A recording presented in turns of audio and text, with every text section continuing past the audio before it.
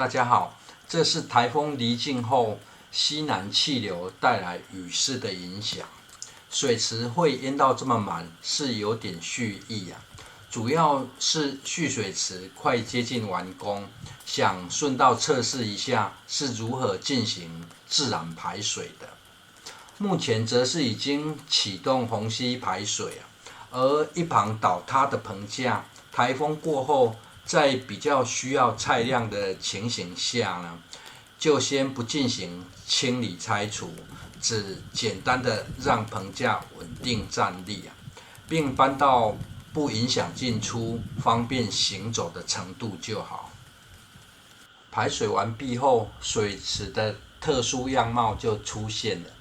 跟被水淹没相比呢，有像沉在水底的古城吗？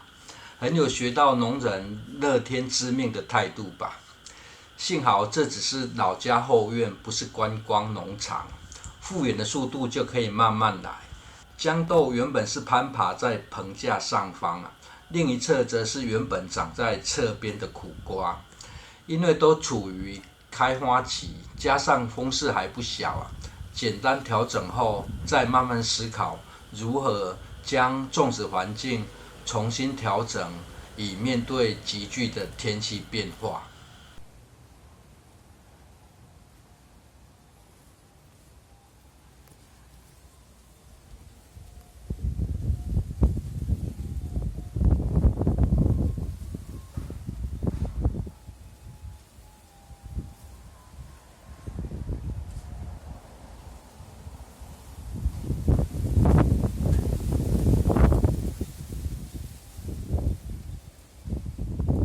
在台风离境的2天后，又开始飘起小雨。原本在水池内多做走道，才开玩笑说可以方便用来展示蜻蜓点水式浇水啊。然而也不知道发生什么事啊。正版的蜻蜓们听到传言，决定亲自来示范。就这样突然出现了一大堆蜻蜓们。一旁这是时常提及很难修剪的七里香啊，在挖掘水池时，这一丛七里香有顺道进行修剪。修剪的目的可以让枝干长得更粗与健壮之外，粗的枝干也可以蓄积能量。从这修剪过后的七里香看来，花苞的数量已经远远超过叶片的数量了。挖掘水池的影片呢，也因为下雨底部暂时不方便再进行铺设，也就无法结案了。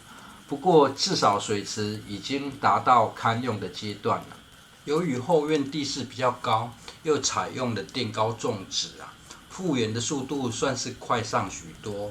芦笋目前已经将一旁土壤挖起，重新进行覆土绿芦笋会在进行覆土的原因，是因为经过雨水冲刷后，已经出现裸根的现象。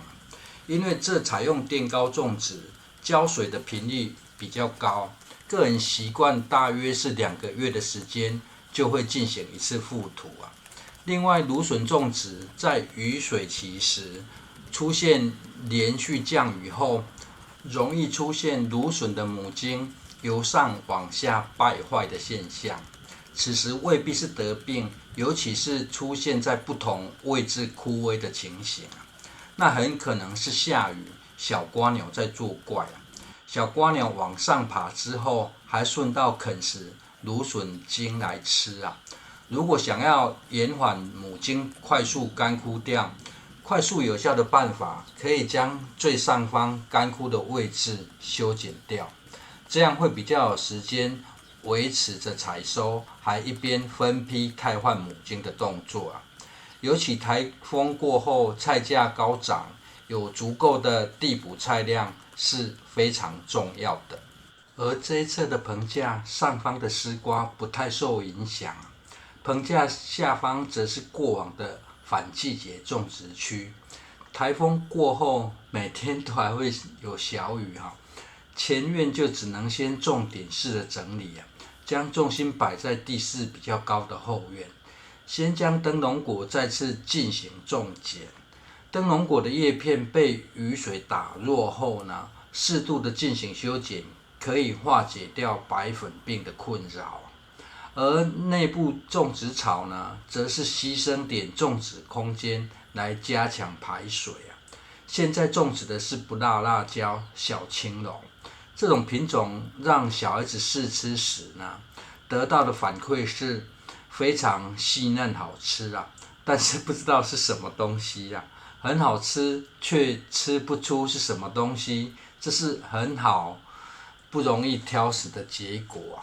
不过小青龙适合种植的季节是在春秋两季啊，因为在日照比较不高的位置，确定种植是可行的，因此就先把这仅存的2株幼苗进行移植啊。至于拉高与灯笼果的间距呢，则是灯笼果长叶的速度会非常快，这留下的空间可以再种点短天期的叶菜类啊。反正就是先想办法把菜量拉起来，雪中送炭比锦上添花更有意义啊。而因为采用垫高种植啊，这一角落的萝卜呢，目前算是侥幸存活。比较神奇的是，这简易棚架上的水果小黄瓜。水果小黄瓜本来是秋冬的作物了，因为一旁原本有豇豆帮忙遮阳，现在棚架倒了啊，要顺利再生长就得辛苦一点了。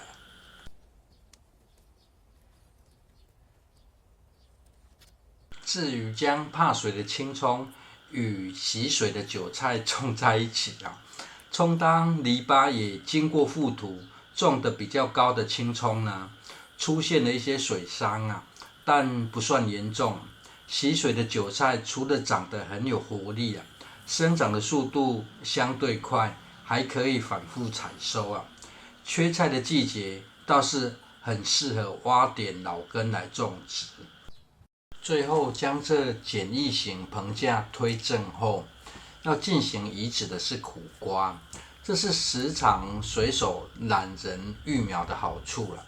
虽然很多人觉得买种苗比较快啊，但是随手育苗要种的时候，马上就可以进行移植啊。这也是被动的让幼苗逼迫自己得找时间整地的方式啊。由于现在还时常下雨啊，这位置很容易出现小瓜鸟。基于鸡蛋不摆在同一个篮子里的原则呢，就只在此处种上1株幼苗。这种苦瓜比较接近椭圆形啊，不像一旁已经在开花的是长条形苦瓜，但是不知道是否是苹果苦瓜的品种啊。而需要进行苦瓜补苗的原因是前院的豇豆棚被台风吹倒，经过神之操作，将棚架推起后，感觉可以顺利生长。等这新种植的苦瓜也开始开花结果，就可以无缝接轨，将菜量补上。一旁被台风吹倒的棚架也就可以进行拆解。至于另1株苦瓜是种在何处，隔壁小黑已经坐在一旁等待一起入境了。又要下雨了，收工。下雨，走进去。谢谢收看。进去。进去啊。